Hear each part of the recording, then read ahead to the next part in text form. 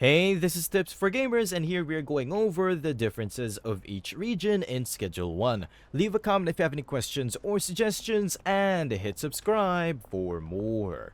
Now, if we head over to our phone and then go to the Contacts app, you'll find that in each tab is a different region of the map. Seeing that Northtown and Westville is actually the beginner regions. Why is this the beginner regions?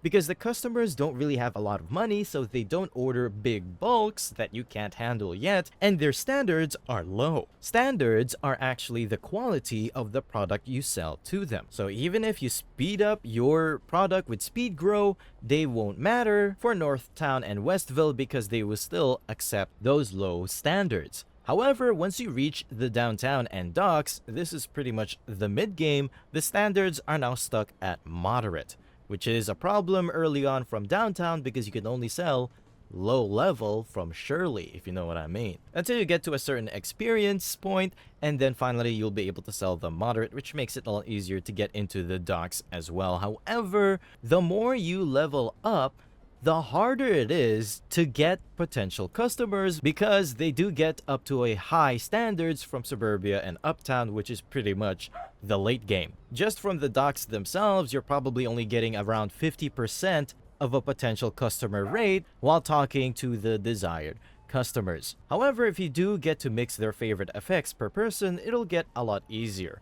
But through trial and error, even if it is a low chance, you can't simply just keep going up to them every single day until they become your potential customer, as long as you meet at least their standards. And another thing to note, the higher the region goes up, the higher the level of the region, the more money these customers have, which means if they have more money, they will order more products. So maybe in Northtown and Westville, you're only getting up to 5 products. Maybe they're ordering only 1, 2, and 3 at a time, but maybe you can counter offer that.